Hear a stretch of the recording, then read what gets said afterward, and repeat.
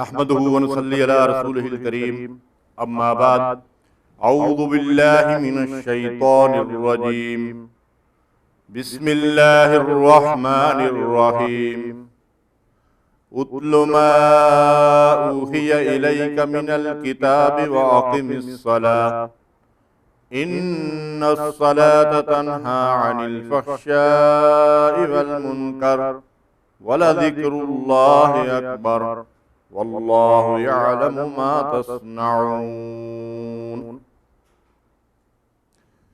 جو کتاب آپ کی طرف وحی کی گئی ہے اس کو پڑھیے اور نماز قائم کیجیے، یقیناً نماز بے حیائی اور برے کاموں سے روکتی ہے۔ بے شک اللہ کا ذکر بہت بڑی چیز ہے، تم جو کچھ بھی کرتے ہو اللہ اس سے باخبر ہے۔ رب اشرح لي صدري ويسر لي امري واحلل عقدة من لساني يفقهوا قولي سبحانك لا علم لنا الا ما علمتنا انك انت العليم الحكيم اللهم صل على محمد وعلى ال محمد كما صليت على ابراهيم وعلى ال ابراهيم انك حميد مجيد اللهم بارك على محمد وعلى ال محمد كما باركت على إبراهيم وعلى آل إبراهيم إنك حميد مجيد۔ معزز سامعین، آج کے درس قرآن کا موضوع ہے نماز کے فوائد و ثمرات یا نماز کے فیوز و برکات۔ اسے آپ نماز کے فضائل بھی کہہ سکتے ہیں۔ نماز اللہ تعالیٰ کی وہ عبادت ہے جس کا حکم اللہ تعالیٰ نے قرآن مجید کے اندر سب سے زیادہ دیا ہے اور سب سے زیادہ تاکید اس کی ہے۔ اللہ تعالیٰ نے قرآن مجید میں انسانوں کی تخلیق کا مقصد اپنی عبادت قرار دیا ہے، وَمَا خَلَقْتُ الْجِنَّ وَالْإِنسَ إِلَّا لِيَعْبُدُونَ، اور ہم نے جن و انس کو اپنی عبادت کے لیے پیدا کیا ہے۔ عبادت کی بہت سی انواع و اقسام ہیں، جن میں عقیدہ توحید اور ایمان، نماز، روزہ، زکوٰۃ، حج، صدقات، تلاوت قرآن کریم، قربانی، نذر و نیاز، دعا و استغاثہ، توکل اور امید، خشوع اور خضوع اور ایمان و یقین، یہ ساری عبادت کی مختلف اقسام ہیں۔ نماز ان عبادات میں سب سے اہم ترین عبادت ہے۔ عبادت کی حقیقت کیا ہے؟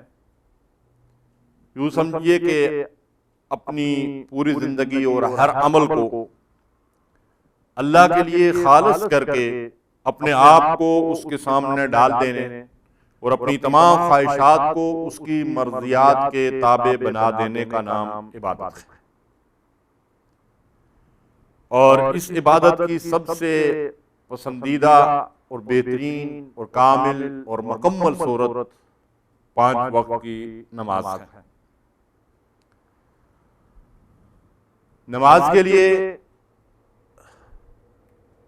صلاح کی اصطلاح استعمال ہوتی ہے، جس کے لغوی معنی نماز، دعا، درود اور رحمت خداوندی کے ہیں، اور اس کا ایک مفہوم یہ ہے کہ کسی کی طرف رخ کر کے آگے بڑھنا اور قریب ہو جانا۔ گویا نماز وہ عبادت ہے جس میں بندہ اپنے رب کا زیادہ سے زیادہ قرب حاصل کرتا ہے۔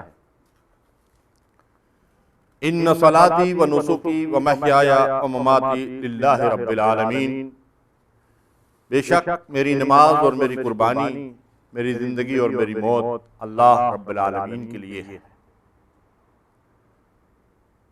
نماز کی خصوصیات اور اس کے فضائل اور فوائد و ثمرات بے حد و حساب ہیں، کسی ایک نشست میں ان کا احاطہ ممکن نہیں ہے۔ بعض لوگوں نے نماز کے فضائل کو بیان کرنے کے لیے قصے اور من گھڑت قسم کے واقعات اپنی کتابوں کے اندر لکھے ہیں اور اپنی گفتگو کے اندر بیان کرتے ہیں، جس کی قطعاً کوئی ضرورت محسوس نہیں ہوتی، اس لیے کہ قرآن مجید اور نبی صلی اللہ علیہ وسلم کے ارشادات عالیہ میں نماز کے اس قدر فضائل بیان کیے گئے ہیں کہ اگر ان کو بیان کیا جائے تو وہی اس موضوع پر کفایت کرتے ہیں، اور یہ بات بھی اصولی طور پر اپنی جگہ صحیح اور درست ہے کہ قرآن مجید اور صحیح احادیث جب ہمارے پاس موجود ہیں تو پھر ہمیں قصوں اور کہانیوں کی طرف التفات کی قطعاً کوئی ضرورت ہی نہیں رہتی۔ نماز کے جو بہت سارے فوائد اور ثمرات ہیں، ان میں سے میرے نزدیک جو اس کا سب سے بڑا فائدہ ہے وہ یہ کہ نماز بندوں کو اللہ کی نافرمانیوں اور گناہوں سے بچاتی ہے اور ان کے اندر نیکی اور بھلائی اور خیر کی رغبت پیدا کرتی ہے، انہیں اپنے رب سے قریب کرتی ہے، اور اس قرب کے ذریعے سے وہ اللہ کی رضا اور اس کی جنت کے مستحق قرار پاتے ہیں۔ اسی نسبت سے سورہ عنکبوت کی ایک آیت مبارکہ میں نے آپ کے سامنے تلاوت کی ہے، جس میں اللہ تعالیٰ ارشاد فرماتے ہیں کہ اُتْلُ مَا أُوحِیَ إِلَیْکَ مِنَ الْکِتَابِ وَأَقِمِ الصَّلَاةَ، جو کتاب آپ کی طرف وحی کی گئی ہے اس کو پڑھیے اور نماز قائم کیجیے، إِنَّ الصَّلَاةَ تَنْہَىٰ عَنِ الْفَحْشَاءِ وَالْمُنکَرِ، کہ بے شک نماز فحش یعنی بے حیائی اور برے کاموں سے روکتی ہے، وَلَذِکْرُ اللَّهِ أَکبر، اور اللہ کا ذکر بڑی چیز ہے، واللہ یعلم ما تصنعون، جو کچھ تم کرتے ہو اللہ اس سے باخبر ہے۔ نماز کی کیفیت پہ اگر ہم تھوڑا سا غور کریں تو بندہ اپنے رب کے حضور اللہ اکبر سے نماز شروع کرتا ہے، اللہ کی کبریائی اور اس کی بڑائی کا اعتراف اور اعلان کرتا ہے، اور اس رب کے سامنے ہاتھ باندھ کر دست بستہ کھڑا ہو جاتا ہے، وَقُومُوا لِلَّهِ قَانِتِينَ، وفادار اور فرما بردار بندوں کی طرح کھڑے ہوا کرو، قیام کیا کرو۔ اس کے بعد بندہ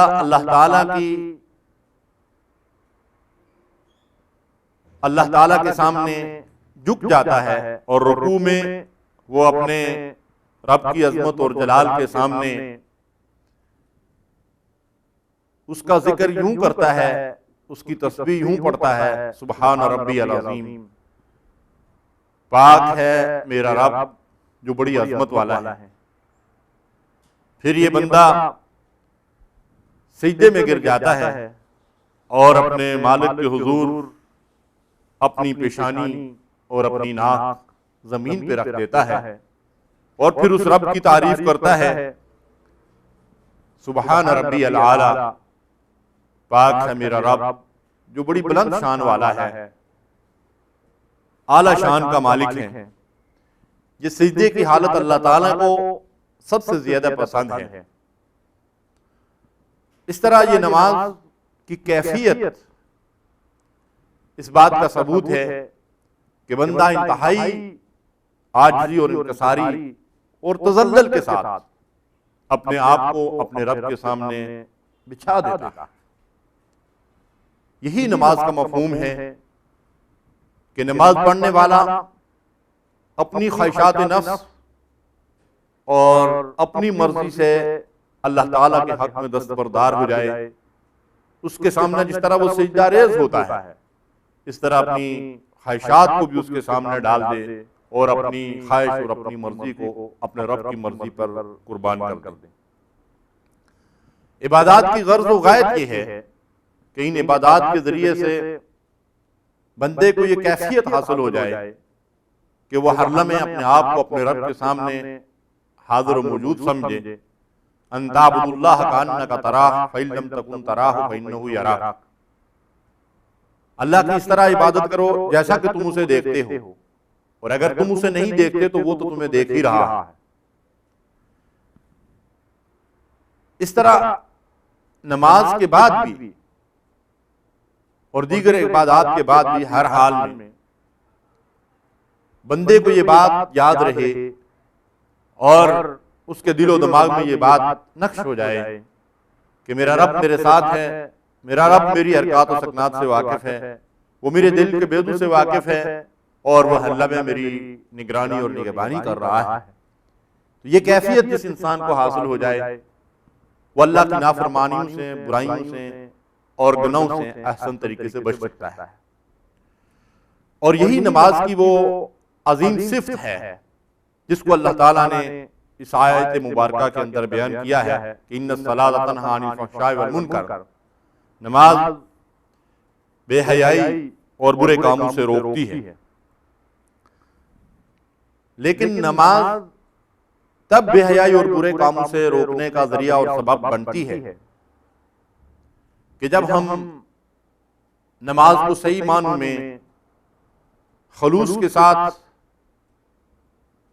اللہ کی رضا اور اس کی خوشنودی کے لیے سنت رسول کے مطابق ادا کریں۔ اگر نماز وہ نماز نہیں ہوگی جس کی تعلیم اللہ کے حبیب علیہ الصلوۃ والسلام نے دی ہے، تو پھر اس نماز کے وہ خصوصیات اور اس کی وہ برکات ہمارے سامنے نہیں آئیں گی جو اللہ اور اس کے رسول نے بیان کی ہیں۔ جس طرح ہم دیکھتے ہیں کہ ایک ڈاکٹر اور حکیم کسی بیمار کو اگر دوا لکھ کر دیتے ہیں تو اس کے ساتھ ساتھ اسے کچھ ہدایات بھی دیتے ہیں۔ جس دعا کے بارے میں یہ کہا جاتا ہے کہ یہ دعا فلاں بیماری کے لیے شفا ہے، اگر اس دعا کو ڈاکٹر اور حکیم کی ہدایات کے مطابق استعمال نہ کیا جائے تو اس دوا سے شفا حاصل ہونے کی امید نہیں کی جا سکتی۔ مثلا ڈاکٹر اگر 2 وقت ایک دوا کو استعمال کرنے کی تاکید کرتا ہے یا 3 وقت، تو آدمی اپنی مرضی سے کبھی اس کو 1 وقت استعمال کرے اور کبھی بالکل نہ کرے اور کبھی 4 دفعہ کر لے، تو یقیناً اس دعا سے فائدہ حاصل نہیں ہو سکتا۔ اسی طرح ڈاکٹر اور حکیم جب دوا دیتا ہے تو اس کے ساتھ ساتھ کچھ چیزوں سے پرہیز کی بھی تلقین کرتا ہے۔ مثلا ایک شوگر کا مریض ہے تو اسے ڈاکٹر کہے گا کہ میٹھے والی کوئی چیز استعمال نہ کرنا، اور کھانا کم سے کم کھانا، اور فلاں چیزیں جو ہیں ان سے بچنا اور پرہیز کرنا۔ اگر وہ دوائی وقت پر استعمال کرتا رہے لیکن کسی میٹھی چیز سے پرہیز نہ کرے تو پھر بھی وہ دوا اس کے لیے شفا کا ذریعہ نہیں بن سکتی۔ بائیں نہیں، اللہ تعالیٰ نے جس نماز کو منکرات اور برائیوں سے اور گناہوں سے بچنے کا ذریعہ قرار دیا ہے، اس نماز کے فوائد ہمیں تبھی حاصل ہو سکتے ہیں کہ سب سے پہلے تو اللہ تعالیٰ جو قادر مطلق اور حکیم مطلق ہے، اس رب کریم کی رضا اور اس کی خوشنودی کے لیے پورے خلوص کے ساتھ ہم نماز ادا کریں۔ شہرت اور ریاکاری یا نماز میں کسی قسم کا نقص اگر پایا جاتا ہو، اللہ کی رضا اور اس کی خوشنودی اور اخلاص کے علاوہ کوئی اور مقصد اس کے اندر شامل ہو گیا ہو، تو پھر اس نماز کے فوائد حاصل نہیں ہو سکتے۔ اور دوسرے نمبر پہ نبی صلی اللہ علیہ وسلم کی سنت کے مطابق اگر ہماری وہ نماز نہ ہو تو پھر بھی اس کے فوائد حاصل نہیں ہو سکتے۔ یعنی ہم نماز جو ادا کریں اس میں نماز کی جو شرائط ہیں، اس کے جو فرائض ہیں، اس کے واجبات ہیں، سنن اور مستحبات ہیں، ان کا اہتمام کریں، اور جن چیزوں سے پرہیز کا اللہ اور اس کے رسول نے حکم دیا ہے، جن گناہوں سے بچنے کی تاکید کی ہے، ان سے اپنے آپ کو بچائیں، اور 5 وقت پابندی سے خشوع اور خضوع کے ساتھ اگر نماز ہم ادا کریں تو یقیناً وہ نماز گناہوں سے اور برائیوں سے بچانے کا ذریعہ بن سکتی ہے۔ اگر کچھ لوگوں کو ان کی نماز برائیوں سے منع نہیں کرتی تو اس کے اندر قصور نماز کا نہیں، بلکہ نماز پڑھنے والے کو اپنی نمازوں کا جائزہ لینا چاہیے اور ان کی اصلاح کرنی چاہیے۔ تو نماز کا سب سے بڑا فائدہ یہ ہے کہ 5 وقت کی نماز بندے کو اللہ کی نافرمانیوں اور برے کاموں سے روکتی ہے۔ روزانہ 5 وقت ہم نماز میں اللہ تعالیٰ کے حضور بار بار اس تکرار کے ساتھ اس بار کا اقرار کرتے ہیں، مالک یوم الدین، اللہ روز جزا کا مالک ہے۔ تو گویا کہ ہمارے دل اور دماغ میں یہ بات مستحضر رہتی ہے کہ اللہ جو روز جزا کا مالک ہے، اس روز جزا کو میں نے اپنے رب کے حضور سامنے ہو کر کھڑے ہو کر اپنے سارے اعمال کی جواب دہی کرنی ہے۔ تو پھر جب نماز سے آدمی باہر نکلتا ہے اور دنیاوی مصروفیات کے اندر مشغول ہو جاتا ہے تو پھر اسے اس بات کی فکر دامنگیر رہتی ہے کہ مجھ سے کوئی ایسا فعل، کوئی عمل سرزد نہ ہو جائے کہ جس کی کل آخرت میں اللہ کے حضور جب میں جواب دہی کے لیے کھڑا ہوں تو اللہ اس کے بارے میں مجھ سے بات پرس کرے۔ پھر وہ اپنے اعضاء و جوارح کی حفاظت کرتا ہے، پھر وہ خدا اور رسول کی نافرمانیوں سے بچتا ہے، پھر وہ کاروبار، تجارت، لین دین، ملازمت، معاملات میں بددیانتی، جھوٹ، خیانت، سود، رشوت، گناہ اور دوسری برائیوں سے اپنے آپ کو بچاتا ہے۔ تو اس طرح 5 وقت کی نماز بندے کو گناہوں سے بچانے کا ذریعہ بن جاتی ہے۔ نماز کے فوائد میں سے ایک فائدہ نبی کریم صلی اللہ علیہ وسلم نے یہ بھی بیان فرمایا ہے کہ اللہ تعالیٰ نے اپنے بندوں پر 5 نمازیں فرض کی ہیں، جو ان کی پابندی کرے گا اور ان کو معمولی چیز سمجھتے ہوئے ان میں سے کچھ بھی ضائع نہیں کرے گا، یعنی نماز کو معمولی چیز نہیں سمجھے گا بلکہ اس کی اہمیت کو سمجھتے ہوئے 5 وقت کی نماز پابندی سے ادا کرے گا تو اللہ کے ذمہ یہ وعدہ ہے کہ اللہ اس کو جنت میں داخل فرمائے گا۔ سبحان اللہ، گویا 5 وقت پابندی سے خشوع اور خضوع کے ساتھ اللہ کی رضا کے لیے نماز ادا کی جائے تو اللہ تعالیٰ اس بندے کو جنت میں داخل کر دیں گے۔ اور اس سے بڑی کامیابی کسی انسان کے لیے کیا ہو سکتی ہے کہ وہ اللہ کی رضا کا مستحق بن کر جنت میں داخل ہو جائے۔ نبی صلی اللہ علیہ وسلم نے ارشاد فرمایا کہ 5 نمازیں اور ایک جمعہ دوسرے جمعہ تک اور ایک رمضان دوسرے رمضان تک درمیانی گناہوں کا کفارہ ہیں اگر کبیرہ گناہوں سے اجتناب کیا جائے۔ صحیح مسلم کی روایت ہے۔ یعنی وہ کبیرہ گناہ جن سے اللہ اور اس کے رسول نے ہمیں منع فرمایا ہے، اگر ہم ان گناہوں سے بچتے رہیں، جیسے شرک ہے، والدین کی نافرمانی ہے، زنا ہے اور جھوٹ اور بددیانتی ہے، حرام خوریاں ہیں، تو اگر ہم کبیرہ گناہوں سے اپنے آپ کو بچائیں تو جو صغیرہ گناہ ہم سے سرزد ہوتے ہیں وہ صغیرہ گناہ نماز کی برکت سے اللہ تبارک و تعالی معاف فرما دیتے ہیں۔ اور جمعہ کی نماز کی تو اس قدر برکت ہے کہ نبی صلی اللہ علیہ وسلم نے فرمایا کہ ایک جمعہ دوسرے جمعہ تک کے درمیانی گناہوں کا کفارہ ہے۔ سبحان اللہ۔ نماز جیسا کہ میں نے عرض کیا بندے کو اپنے رب کے قریب کر دیتی ہے۔ اللہ تعالیٰ کا ارشاد ہے وَاسْجُدْ وَاقْتَرِب، نماز قائم کر، نماز پڑھ، سجدہ کر اور اپنے رب کے قریب ہو جا۔ اور نبی صلی اللہ علیہ وسلم فرماتے ہیں، بخاری شریف کی روایت ہے، اِذَا صَلَّى أَحَدُكُمْ يُنَاجِي رَبَّهُ، جب تم میں سے کوئی نماز کی حالت میں ہوتا ہے، نماز پڑھ رہا ہوتا ہے تو وہ اپنے رب سے سرگوشیاں کر رہا ہوتا ہے، اپنے رب سے ہم کلام ہوتا ہے۔ مسلم کی روایت ہے اقرب ما یکون العبد من ربہ وہو ساجد، بندہ جب سجدے کی حالت میں ہوتا ہے تو وہ اپنے رب کے سب سے زیادہ قریب ہوتا ہے۔ تو یہ نماز بندے کو رب کے قریب کر دیتی ہے اور بندہ اللہ کی رضا تک پہنچ جاتا ہے۔ نماز کی ایک انتہائی اہم خصوصیت یہ ہے کہ نبی صلی اللہ علیہ وسلم نے فرمایا کہ الصلاۃ معراج المومنین، نماز مومن کی معراج ہے۔ معراج کے معنی عروج کے ہیں، گویا کہ بندہ اس نماز کے ذریعے سے زیادہ بلند درجات تک پہنچ سکتا ہے۔ اور 5 وقت کی جو نماز بندے پر فرض کی گئی ہے اس میں بندہ اپنے رب سے راز و نیاز کرتا ہے، اپنے رب کے حضور حاضری دیتا ہے، اور یہ حاضری اسے اپنے رب کے قریب کر دیتی ہے۔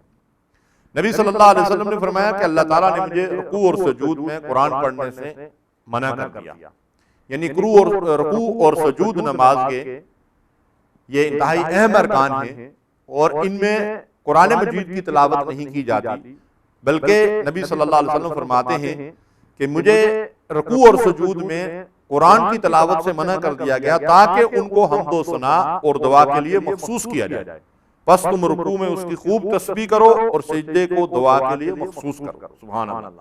جب سجدے کی حالت میں بندہ اپنے رب کے سب سے زیادہ قریب ہوتا ہے تو رب سے راز و نیاز کا موقع ہوتا ہے، تو اس وقت دعا خاص طور پر قبول ہوتی ہے، اس لیے حالت سجدہ میں اپنے رب سے زیادہ دعائیں کرنا چاہیے۔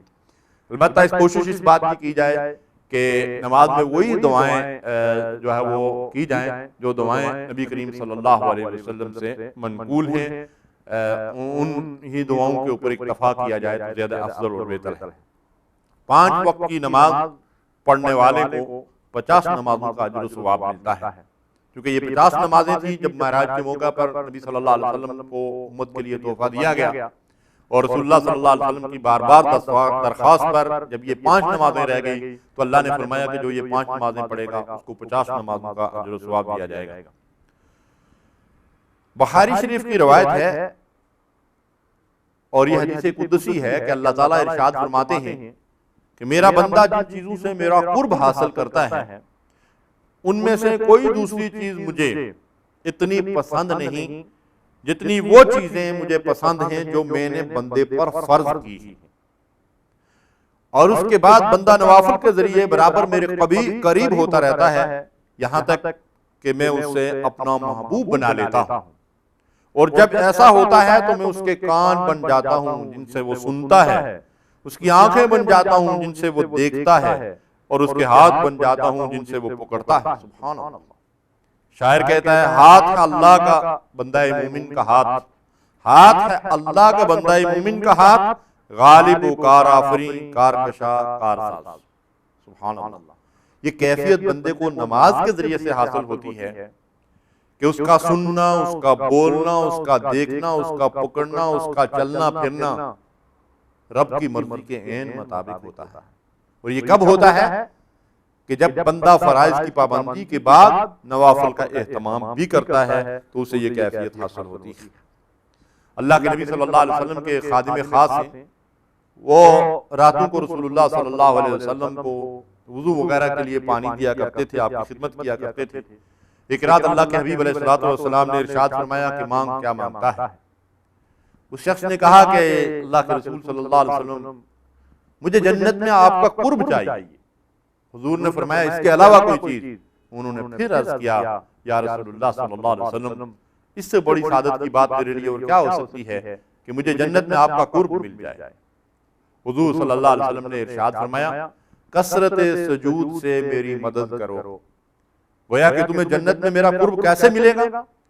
جب تم کثرت سے نمازیں پڑھو گے اور سجدے کرو گے تو اس کے ذریعے سے جنت میں تم میرے زیادہ سے زیادہ قریب آ جاؤ۔ سبحان اللہ، کتنی بڑی سعادت کی بات۔ ہم رسول اللہ صلی اللہ علیہ وسلم کے قرب کے لیے آرزویں تو بہت کرتے ہیں، تمنائیں اور خواہشات تو بہت رکھتے ہیں، لیکن اس عمل کی طرف نہیں جاتے جو عمل رسول اللہ صلی اللہ علیہ وسلم نے ہمیں بتایا۔ ہمیں چاہیے کہ پابندی سے 5 وقت باجماعت نماز ادا کریں اور اس کے ساتھ ساتھ نوافل کا بھی اہتمام کریں۔ نماز بھول اور نسیان کا علاج ہے اور اللہ تعالیٰ کے ذکر اور اللہ کی یاد کا ذریعہ ہے۔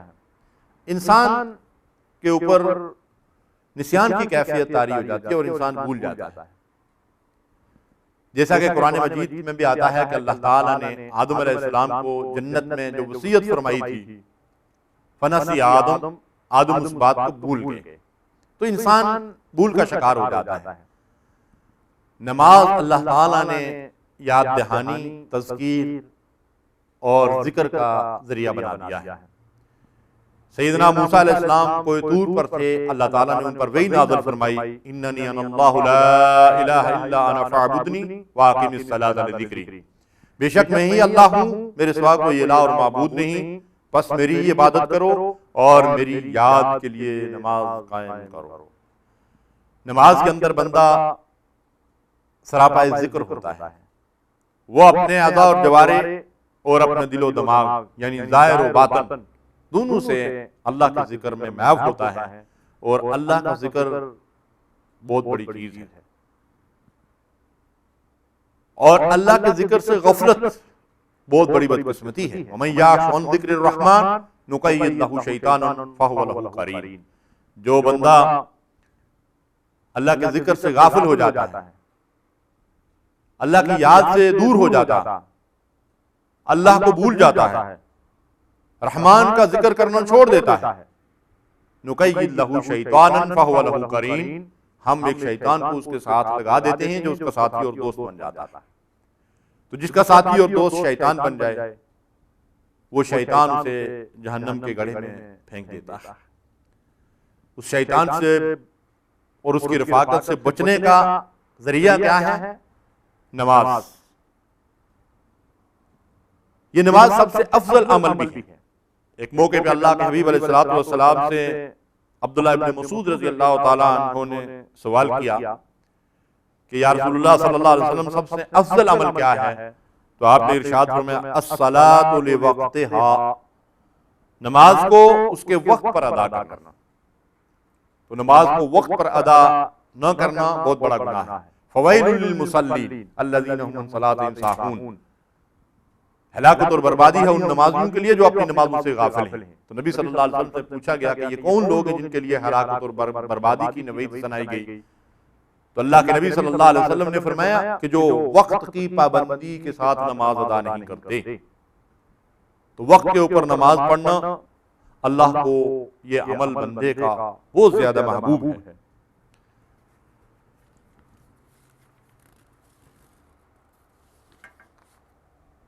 نماز دین اسلام میں بنیادی اہمیت کی حامل ہے، اور نبی صلی اللہ علیہ وسلم نے اس کو دین کا ایک انتہائی بنیادی ستون قرار دیا ہے، جیسا کہ حضور علیہ السلام کا ارشاد ہے کہ بنی الاسلام علی خمس، اسلام کی بنیاد 5 چیزوں پہ قائم ہوتی ہے: کلمہ شہادت، نماز، روزہ، زکوٰۃ، حج۔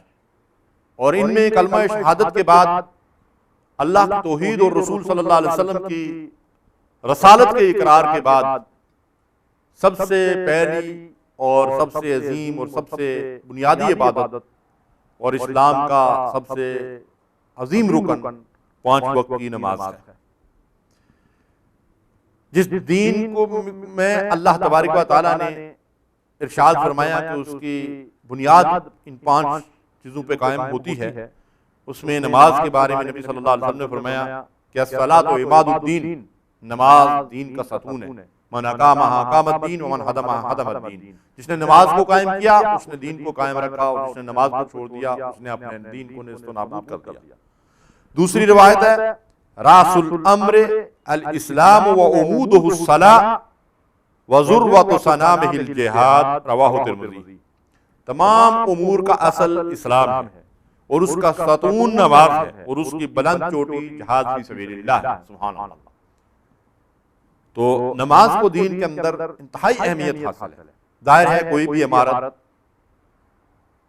اتنی ہی مستحکم ہوگی جتنے اس کے ستون مضبوط اور مستحکم ہوں گے، اور جتنے ستون بودے اور غیر محفوظ ہوں گے اور کمزور ہوں گے، اتنی ہی وہ عمارت کمزور اور غیر محفوظ ہوگی۔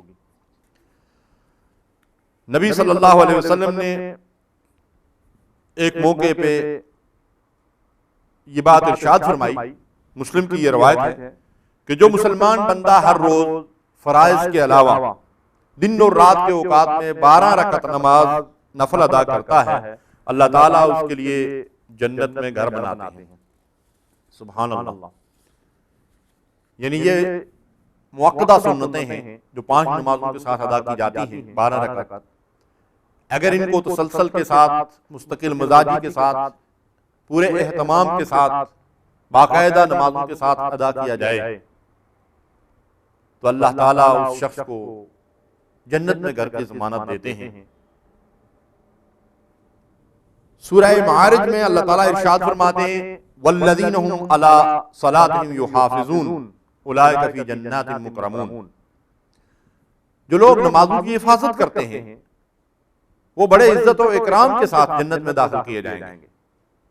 اور سورہ مومنون میں اللہ تعالیٰ نے ارشاد فرمایا قد افلح المومنون الذین هم فی صلاتهم خاشعون، تحقیق فلاح پا گئے وہ مومنین جو خشوع سے نماز ادا کرتے ہیں۔ پھر ان مومنین کی مزید صفات بیان فرمائی گئی ہیں، اور ان صفات میں آخر میں پھر اللہ تعالیٰ ارشاد فرماتے ہیں والذین هم علی صلواتهم یحافظون اولئک هم الوارثون الذین یرثون الفردوس هم فیہا خالدون۔ خشوع اور خضوع سے نماز ادا کرنے والے یہ وہ لوگ ہیں جو اپنی نمازوں کی حفاظت کرتے ہیں، ان کو وارث بنایا جائے گا اور ان کو وراثت میں جنت الفردوس دی جائے گی۔ سبحان اللہ۔ یعنی سورہ معارج میں فرمایا کہ نمازوں کی حفاظت کرنے والوں کو عزت اور اکرام کے ساتھ جنت میں داخل کیا جائے گا، اور یہاں فرمایا کہ ان کو وراثت میں جنت الفردوس دی جائے گی۔ جنت الفردوس وہ سب سے اعلیٰ جنت ہے جس کے بارے میں نبی صلی اللہ علیہ وسلم نے فرمایا کہ جب تم اللہ تعالیٰ سے جنت طلب کرو تو جنت الفردوس طلب کیا گیا۔ سبحان اللہ۔ اللہ تعالیٰ ہمیں بھی جنت الفردوس عطا فرمائے اور 5 وقت پابندی کے ساتھ باجماعت نماز ادا کرنے کی توفیق عطا فرمائے۔ مسلم کی روایت ہے کہ وہ شخص آگ میں داخل نہ ہوگا جس نے سورج طلوع ہونے اور غروب ہونے سے قبل نماز پڑھی، یعنی فجر اور عصر کی نماز۔ اور بخاری اور مسلم کی روایت ہے من صلی البردین دخل الجنہ، جو 2 ٹھنڈی نمازیں ادا کرے گا وہ جنت میں داخل ہو جائے گا، یعنی فجر کی نماز اور عصر کی نماز۔ اللہ کے حبیب علیہ الصلوۃ والسلام نے ارشاد فرمایا قیامت کے دن 7 آدمی یا 7 قسم کے آدمی اللہ کے سائے میں ہوں گے، جس دن اس سائے کے سوا کوئی دوسرا سایہ نہیں ہوگا۔ ان میں سے ایک شخص وہ ہے قلبہ معلق فی المسجد، جس کا دل مسجد کے ساتھ اٹکا رہتا ہے، یعنی وہ نماز پڑھ کے مسجد سے نکلتا ہے تو اس کا جی چاہتا ہے کہ پھر جلد سے جلد مسجد میں چلا جائے، اور جب وہ مسجد میں ہوتا ہے تو پورے اہتمام اور انہماک کے ساتھ خشوع اور خضوع کے ساتھ نماز ادا کرتا ہے، اللہ کا ذکر کرتا ہے، اللہ کی حمد و ثنا بیان کرتا ہے اور اللہ کے ذکر میں مشغول رہتا ہے۔ تو ایسا بندہ جس کا دل مسجد کے ساتھ اٹکا رہتا ہے، روز محشر اللہ تعالیٰ اسے اپنے سائے میں جگہ عطا فرمائیں گے۔ بخاری اور مسلم کی روایت ہے، ابو ہریرہ رضی اللہ تعالیٰ عنہ اس حدیث کے راوی ہیں کہ نبی صلی اللہ علیہ وسلم نے فرمایا اگر لوگوں کو اذان کہنے اور پہلی صف میں کھڑے ہونے کا ثواب معلوم ہو جائے تو وہ قرآن اندازی کے ذریعے اس کو حاصل کریں۔ سبحان اللہ۔ پہلی صف، بہت سارے لوگ ہیں بار بار توجہ دلانے کے باوجود وہ مسجد میں داخل ہوتے ہیں تو آخری دیوار کے ساتھ ٹیک لگا کر بیٹھ جاتے ہیں نماز کے انتظار میں، یا کسی پلر کے پاس کھڑے ہو کر نماز پڑھتے ہیں اور پھر اس کے بعد ٹیک لگا کر بیٹھ جاتے ہیں۔ اگلی صف میں پہلے مسجد میں آنے کے باوجود بھی ان کو بیٹھنے کی توفیق نہیں ہوتی۔ یہ بڑی محرومی کی بات ہے۔ اگر ہمیں کوئی یہ کہے کہ کل جو آدمی سب سے پہلے ڈیوٹی پر آئے گا وہ انعام پائے گا، تو ہم میں سے ہر ایک کی کوشش یہ ہوگی کہ میں سب سے پہلے پہنچوں اور زیادہ سے زیادہ انعام پاؤں۔ اللہ کے حبیب علیہ الصلوۃ والسلام نے ارشاد فرمایا کہ اگر لوگوں کو پہلی صف کا ثواب کا علم ہو جائے تو وہ لوگ ایک دوسرے کے سبقت لے جانے کے لیے قرآن اندازی کریں۔ ایک کہے کہ میں پہلی صف میں جاؤں گا اور دوسرا کہے کہ میں پہلی صف میں جاؤں گا۔ سبحان اللہ۔ اللہ تعالیٰ قرآن مجید کے اندر ارشاد فرماتے ہیں وَسَارِعُوا إِلَىٰ مَغْفِرَةٍ مِّن رَّبِّكُمْ وَجَنَّةٍ عَرْضُهَا السَّمَاوَاتُ وَالْأَرْضُ، دوڑو اللہ کی بخشش اور اس کی مغفرت کی طرف۔ ہم میں سے کتنے ہیں اپنا جائزہ لینا چاہیے جو اللہ کی بخشش اور اس کی مغفرت اور نیکیوں کے حصول کے لیے آگے بڑھتے ہیں، پہلی صف میں پہنچتے ہیں اور نور نیکی کے دوسرے کاموں میں بھی ایک دوسرے سے آگے بڑھنے کی کوشش کرتے ہیں۔ اللہ ہمیں اس کی توفیق عطا فرمائے۔ ایک اور روایت ہے، نبی صلی اللہ علیہ وسلم نے فرمایا کہ اگر منافقین کو فجر اور عشاء کے اجر کا علم ہو جائے تو وہ سرینوں کے بل گھسٹ کر مسجد میں پہنچیں، بے شک عشاء اور فجر منافقین پر بہت بھاری ہے۔ یعنی گویا کہ فجر اور عشاء کی نماز میں جماعت سے پیچھے رہنا یہ نفاق کی علامات میں سے ہے۔ تو معزز سامعین، ہم میں سے ہر ایک کو اپنا جائزہ لینا چاہیے کہ فجر اور عشاء کی نماز میں اس کی باجماعت نماز کی کیفیت کیا ہوتی ہے۔ پورے مہینے کے اندر ہم اپنی نمازوں کا جائزہ لیں، اپنے احتساب کریں، حاسبوا انفسکم قبل ان تحاسبوا، قبل اس کے کہ کل قیامت کے دن اللہ کے حضور ہمیں اپنے اعمال کا حساب دینے کے لیے کھڑا ہونا پڑے، اور اس حساب میں سب سے پہلے ہم سے نماز ہی کا حساب لیا جائے گا۔ ہم اپنا احتساب کریں، اپنا جائزہ لیں، اور جو نقصان ہے اس کی تلافی کے بارے میں سوچیں، اللہ سے اپنے گناہوں کی بخشش مانگیں، اور 5 وقت پابندی کے ساتھ باجماعت نماز ادا کرنے کی فکر کریں۔ مرد حضرات فرض نماز کو مسجدوں کے اندر پابندی وقت کے ساتھ باجماعت ادا کریں، اور خواتین وقت کی پابندی کے ساتھ گھروں کے اندر نماز ادا کریں۔ آگے پیچھے کر کے، ٹال کر کے، وقت گزار کر کے نماز ادا کرنا، یہ بہت بڑا تساہل اور بہت بڑی سستی، اور اس کی بہت بڑی سزا ہے جو قرآن و سنت کے اندر بیان ہوئی ہے۔ امام مسلم نے حضرت عثمان غنی رضی اللہ تعالیٰ عنہ سے روایت کی ہے کہ نبی صلی اللہ علیہ وسلم نے ارشاد فرمایا، جس نے عشاء جماعت کے ساتھ پڑھی اس کو آدھی رات قیام کا ثواب ملے گا، اور جس نے فجر کی نماز جماعت سے ادا کی اس نے گویا کہ پوری رات قیام کیا۔ سبحان اللہ، ہمارا رب ہم پر کس قدر مہربان ہے، کتنا ہی کریم ہے وہ رب۔ اگر ہم عشاء کی نماز جماعت کے ساتھ ادا کریں تو آدھی رات قیام کا ثواب، اگر فجر بھی جماعت سے ادا کر لیں تو بکیا آدھی رات کا ثواب، گویا کہ عشاء اور فجر با جماعت پڑھنے والوں کو رات بھر قیام کا اجر و ثواب اللہ تعالیٰ عطا فرماتے ہیں۔ اس سے بڑی سعادت کی بات اور کیا ہو سکتی ہے، اس سے بڑی خوش نصیبی اور کیا ہو سکتی ہے کہ ہم با جماعت نمازیں ادا کر کے رات بھر قیام کا اجر و ثواب حاصل کریں۔ اللہ کے نبی صلی اللہ علیہ وسلم نے تمثیلات کے ذریعے بھی ہماری تعلیم و تربیت فرمائی ہے۔ بخاری اور مسلم کی روایت ہے، آپ نے لوگوں سے سوال کیا کہ ذرا یہ بتاؤ کہ اگر کسی کے گھر کے سامنے صاف اور شفاف پانی کی نہر بہہ رہی ہو اور وہ روزانہ اس میں 5 وقت غسل کرے تو کیا اس کے جسم پہ کوئی میل کچیل باقی رہے گا؟ صحابہ نے عرض کیا، یا رسول اللہ صلی اللہ علیہ وسلم نہیں، اس پہ جسم پہ میل کچیل کہاں باقی رہے گا، وہ تو صاف ستھرا ہو جائے گا۔ آپ نے ارشاد فرمایا یہی مثال نماز کی ہے کہ 5 وقت نماز ادا کرنے والا گناہوں سے اسی طرح صاف ہو جاتا ہے جس طرح 5 وقت غسل کرنے والا میل کچیل سے صاف و پاک ہو جاتا ہے۔ سبحان اللہ۔ ایک موقع پہ اللہ کے حبیب علیہ الصلوۃ والسلام صحابہ کے ساتھ تھے، ایک خزاں رسیدہ درخت کے پاس کھڑے ہوئے، آپ نے اس درخت کی ٹہنی کو پکڑا اور زور سے ہلایا، اس کے پتے پہ در پہ گرنے لگے۔ آپ نے اپنے ساتھیوں سے پوچھا کہ مجھ سے پوچھتے نہیں ہو کہ میں نے یہ عمل کیوں کیا؟ صحابہ نے عرض کیا، یا رسول اللہ صلی اللہ علیہ وسلم آپ بتا دیجئے کہ آپ نے ایسا کیوں کیا؟ اللہ کے حبیب علیہ الصلوۃ والسلام نے ارشاد فرمایا، 5 وقت کی نماز ایسے ہی ہے، اور اس نماز کی برکت سے اسی طرح سے انسان کے گناہ گر جاتے ہیں اور جڑ جاتے ہیں جس طرح اس درخت کے پتے پہ در پہ نیچے گر رہے۔ سبحان اللہ۔ یہ نماز ہمارے گناہوں کی بخشش کا ذریعہ ہے۔ ہم گناہگار ہیں، قدم قدم پر ہم سے غلطیاں سرزد ہوتی ہیں، اللہ کی نافرمانیاں ہوتی ہیں، بہت سارے گناہ وہ ہیں جن کا شاید ہمیں علم بھی نہیں ہوتا اور ہم سے گناہ سرزد ہو جاتے ہیں۔ ان گناہوں کی بخشش کا ذریعہ 5 وقت کی نماز۔ اگر ہم 5 وقت پابندی کے ساتھ باجماعت نماز ادا کرتے رہیں تو یہ نماز ہمارے گناہوں کی بخشش کا ذریعہ بھی ہے، ہماری درجات کی بلندی کا سبب بھی ہے، اور ہمیں اپنے رب کے قریب بھی کر دے گی۔ عبداللہ ابن عمر رضی اللہ تعالیٰ عنہ سے مروی ہے کہ نبی صلی اللہ علیہ وسلم نے فرمایا، اکیلے نماز پڑھنے سے جماعت کی نماز 27 درجے افضل ہے، اور گھر کی نماز سے مسجد کی نماز 25 درجے افضل ہے۔ سبحان اللہ۔ اس قدر فضیلت سے محروم رہنے والا شخص یقیناً ہمیشہ کے لیے محروم ہی ہے۔ ہمیں چاہیے کہ اس فضیلت کے حصول کے لیے ایک دوسرے پر سبقت لے جانے کی کوشش کریں، جیسا کہ اللہ کے اور اس کے رسول کا فرمان ہے، فاستبقوا الخیرات، نیکیوں کے حصول کے لیے، بھلائی کے لیے ایک دوسرے سے آگے بڑھنے کی کوشش کرو، مسابقت کرو۔ نماز کے لیے ہم وضو کرتے ہیں، اس وضو کی بھی بڑی فضیلت ہے، اور وضو بھی گناہوں کی بخشش کا ذریعہ ہے۔ مشہور روایت ہے، بخاری نے اس کو روایت کیا ہے کہ اللہ کے نبی صلی اللہ علیہ وسلم نے ایک دن حضرت بلال رضی اللہ تعالیٰ عنہ سے پوچھا کہ بلال، میں نے جنت کے اندر کے قدموں کی آہٹ سنی ہے، تو بتاؤ تمہارا کیا عمل ہے جس کی وجہ سے میں نے جنت میں تیرے قدموں کی آہٹ سنی؟ تو حضرت بلال رضی اللہ تعالیٰ عنہ نے عرض کیا کہ اللہ کے نبی صلی اللہ علیہ وسلم، اور تو میں کچھ نہیں جانتا، لیکن میں ہمیشہ باوضو رہتا ہوں، جب بھی میرا وضو ٹوٹ جاتا ہے میں وضو کر لیتا ہوں، اور ہمیشہ وضو کے بعد 2 رکعت نماز تحیۃ الوضو پڑھ لیتا ہوں۔ سبحان اللہ، اس کی خیر و برکت تھی جس کی وجہ سے اللہ کے نبی صلی اللہ علیہ وسلم نے جنت میں ان کے قدموں کی آہٹ محسوس کی۔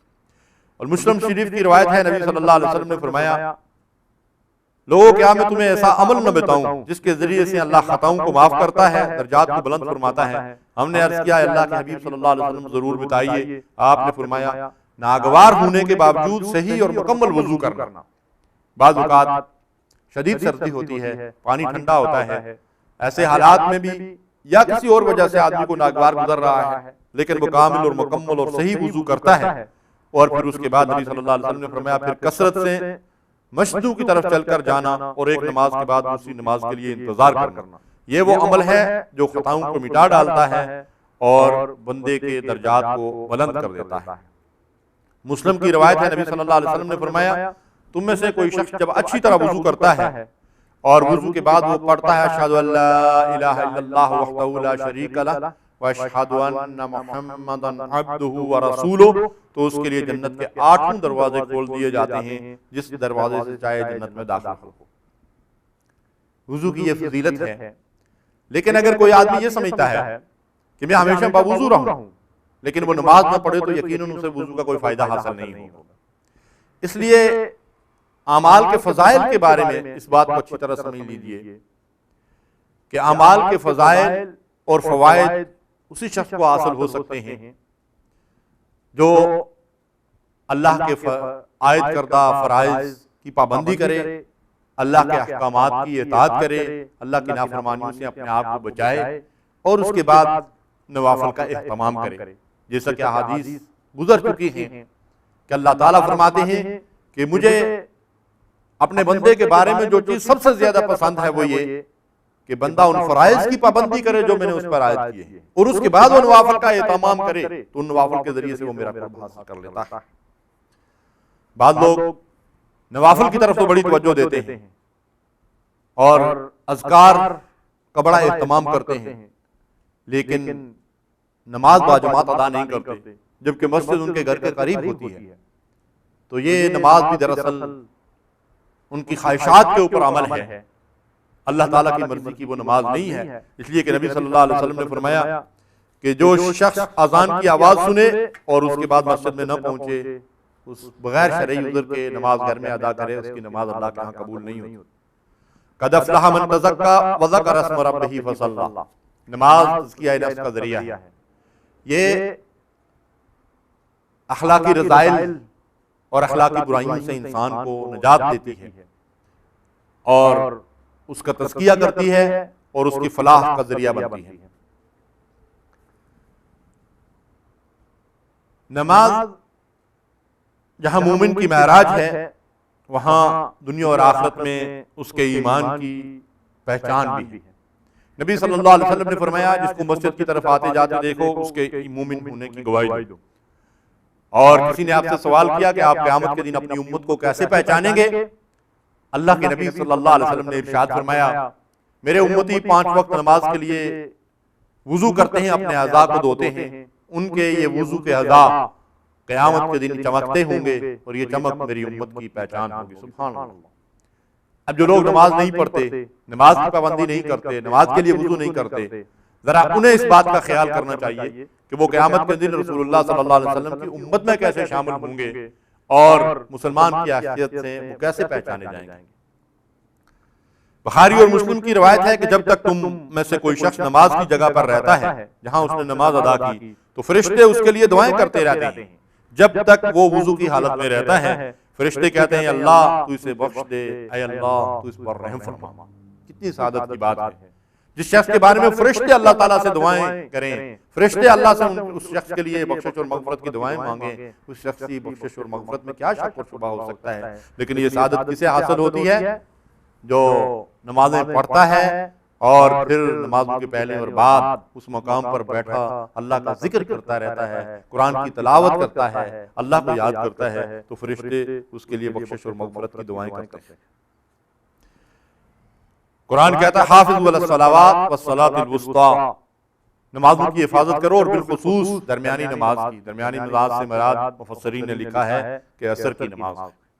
تو عصر کی نماز کا خصوصیت کے ساتھ حفاظت کا حکم دیا گیا، اور نبی صلی اللہ علیہ وسلم نے فرمایا جس کی عصر کی نماز ضائع ہو گئی اس کے اعمال برباد ہو گئے۔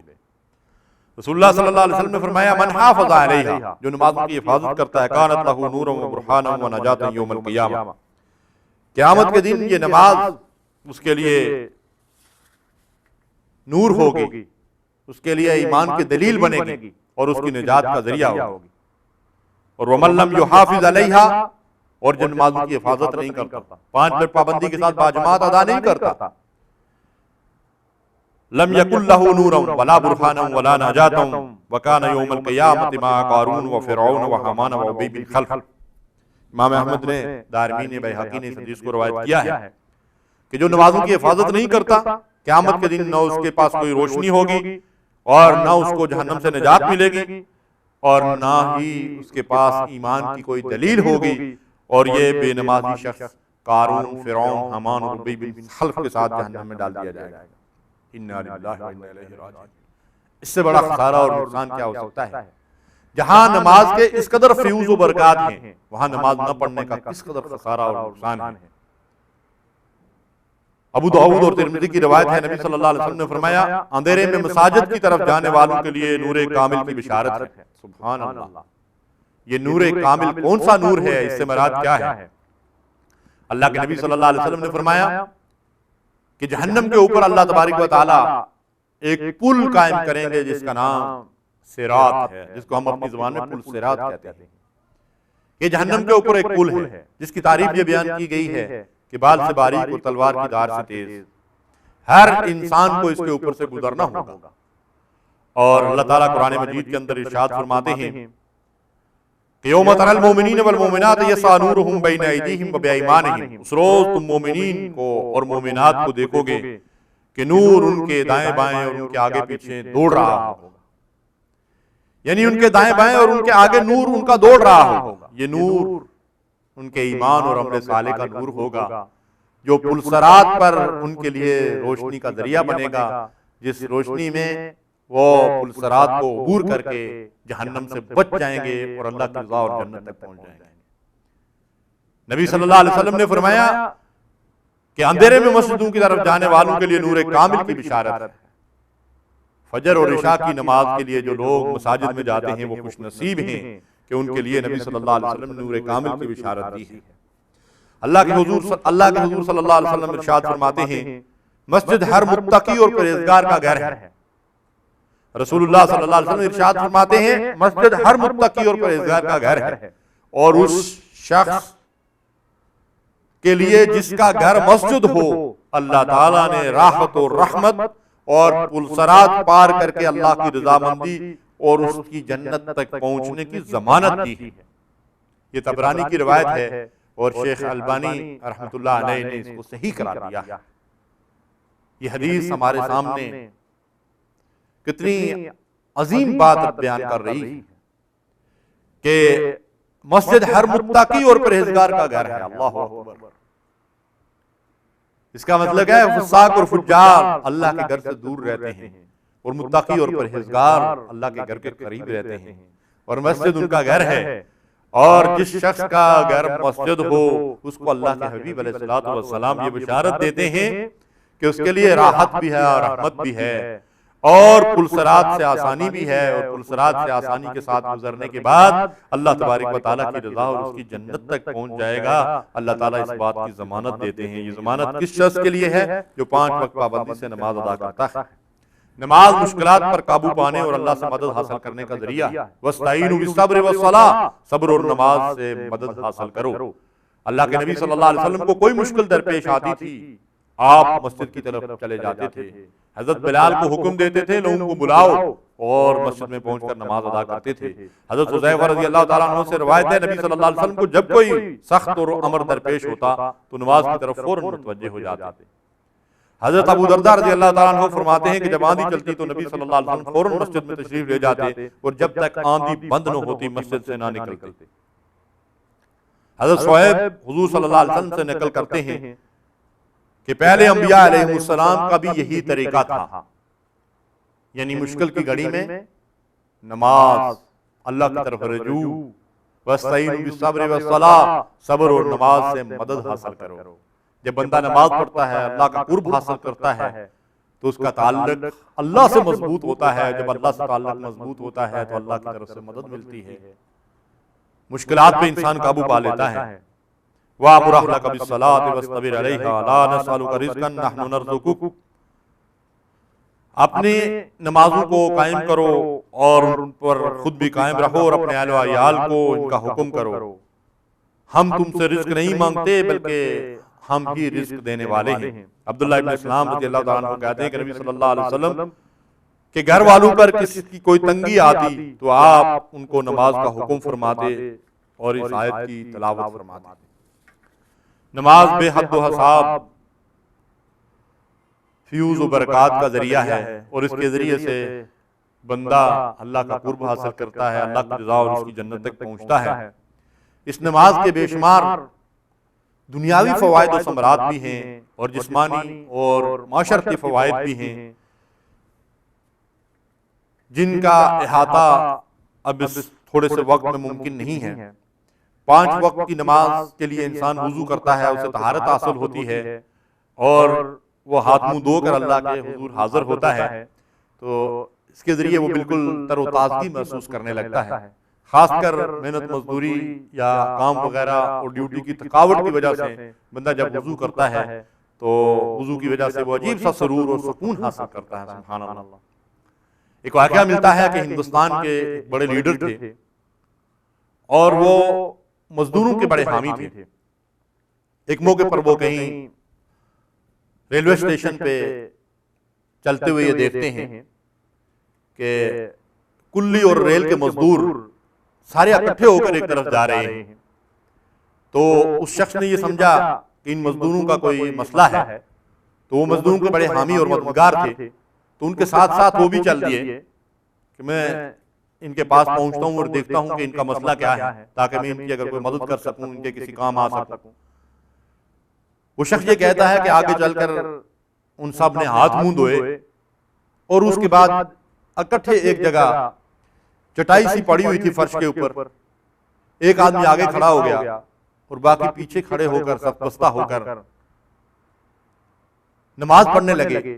مجھے اس نماز کے بارے میں کوئی علم نہیں تھا، میں اس کے بعد ان کے قریب گیا، مجھے ان کا یہ عمل بہت اچھا لگا۔ جب انہوں نے ہاتھ منہ دھوئے اور پھر اکٹھے ہو کر انہوں نے یہ نماز ادا کی تو مجھے کچھ عجیب سی کیفیت کا میرے اوپر طاری ہو گئی۔ میں نے جب ان سے معلوم کیا تو انہوں نے کہا کہ یہ اللہ تعالیٰ کا وہ حکم ہے جسے ہم 5 وقت پہ جا لاتے ہیں۔ تو مجھے دین اسلام کے بارے میں بڑی دلچسپی سی پیدا ہو گئی۔ میں نے اس کے بعد دین کا مطالعہ کیا، اور دین کا مطالعہ کرنے کے بعد میں نے اسلام قبول کر لیا۔ اب مجھے نماز کے ذریعے سے بڑا سرور و سکون حاصل ہوتا ہے۔ تو دیکھا آپ نے کہ عملی اسلام جب انسان اختیار کرتا ہے، جب اللہ اور رسول کے احکامات کے اوپر عمل کرتا ہے، تو کیسے وہ انسان کا عمل دوسروں کی ہدایت کا ذریعہ بن جاتا ہے۔ سبحان اللہ۔ تو نماز کے بڑی خیر و برکت ہے۔